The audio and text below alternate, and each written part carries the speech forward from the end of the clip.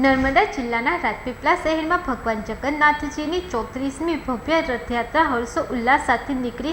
રથયાત્રા દરમિયાન સિંધીવાડ વિસ્તારમાં મુસ્લિમ સમાજના આગેવાનો દ્વારા ફૂલોથી સ્વાગત કરવામાં આવતા હિન્દુ મુસ્લિમ કોમી એકતાનો સુંદર દ્રશ્ય જોવા મળ્યા હતા.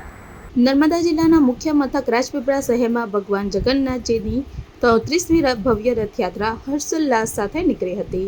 રાધાકૃષ્ણ મંદિરેથી ધારાસભ્ય ડોક્ટર દર્શનાબેન દેશમુખના હસ્તે રથયાત્રાનો પ્રારંભ કરાયો હતો.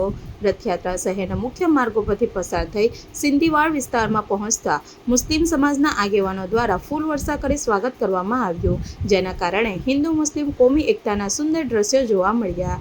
યાત્રા દરમિયાન મોટી સંખ્યામાં શ્રદ્ધાળુઓ જોડાયા હતા, જ્યારે સમગ્ર માર્ગ પર કાયદો અને વ્યવસ્થા જળવાઈ રહે તે માટે નર્મદા પોલીસે ચુસ્ત પોલીસ બંદોબસ્ત ગોઠવ્યો હતો. રથયાત્રાને ધ્યાનમાં રાખી અને જિલ્લા પોલીસ દ્વારા જિલ્લાના એસપી સાહેબ શ્રીના સુપરવિઝન હેઠળ ડીવાયએસપી, પીઆઈ અને પીએસઆઈ તેમજ પોલીસ મળી કુલ 150 જેટલી પોલીસ તેમજ તે ઉપરાંત હોમગાર્ડ અને જીઆરડી સાથે પોલીસ અધિકારી સાથે 350 જેટલી પોલીસનો કાફલો આ બંદોબસ્તમાં ગોઠવવામાં આવેલ છે. સાથે સાથે સર્વેલન્સ રાખવા માટે ડ્રોનથી પણ પોલીસ દ્વારા સર્વેલન્સ રાખવામાં આવનાર છે. તે ઉપરાંત લોકલ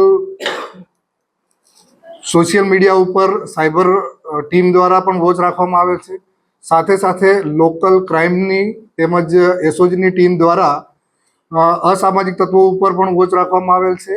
તે ઉપરાંત ધાબા પોઈન્ટો રાખી અને અલગ અલગ વિસ્તારોમાં અને ડીપ પોઈન્ટ રાખી અને સંવેદનશીલ વિસ્તારોનું વોચ કરવામાં આવનાર છે.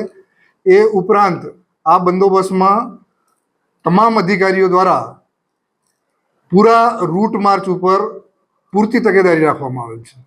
વિડીયો જર્નાલિસ્ટ વસીમ મેમણ સાથે સત્યા ટીવી ન્યૂઝ નર્મદા.